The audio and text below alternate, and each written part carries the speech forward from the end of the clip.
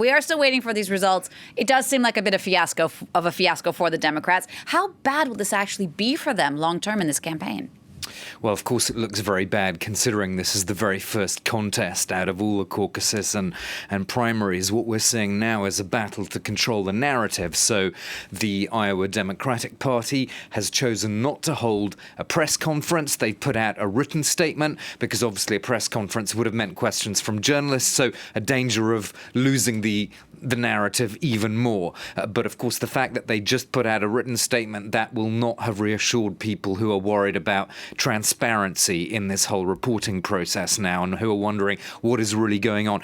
We're also seeing a battle to control the narrative from the actual candidates themselves. We saw, of course, those appearances that they made where they are basically trying to seize the initiative to make themselves and their supporters look and feel good, even though they don't know the results, because they know that between now and the time when President Trump gives the State of the Union address, that space is shrinking. So there is less space now, given all these delays, there's less space in kind of the media attention for whoever ultimately wins the Iowa caucus to kind of bask in that limelight before the media attention switches to Trump's State of the Union address. Trump, of course, very well aware of all this, and he's already trying to seize the initiative as well. This is an email that was put out by his campaign chief saying Democrats are stewing in a caucus mess of their own creation with the sloppiest train wreck in history.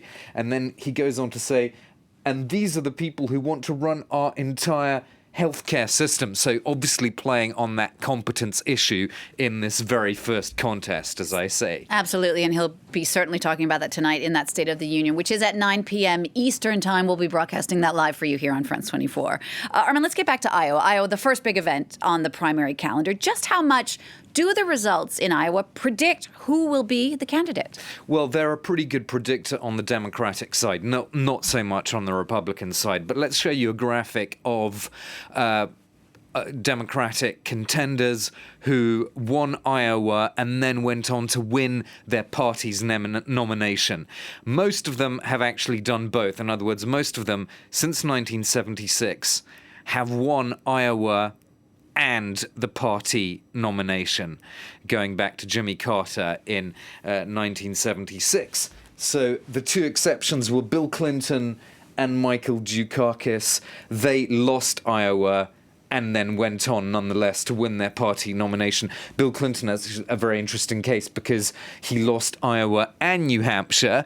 He then went on to win his party's nomination and to become president. But he was very much an outlier in all of this. So you can see since 1976, almost all the Democrats who won Iowa went on to win their party's nomination. So if this time round Iowa confirms its status as this predictor of what happens on the Democratic side, that might mitigate some of the demands that we need to relook at everything, that Iowa should no longer go first in the whole process, because of course, even before this technical meltdown, Jeannie, there were already criticisms and concerns about the Iowa caucus, people saying on the Democratic side, well, maybe it's time to change the order of the states because there are other considerations which make Iowa a complex and controversial choice to go first. So if Iowa can still confirm, if this time whoever wins the caucus, and we should have those results later on today in the next few hours, if that person then goes on to win the Democratic nomination in 2020, then obviously Iowa will have confirmed that status. Armin, thanks for that. France 24's Armin Georgian.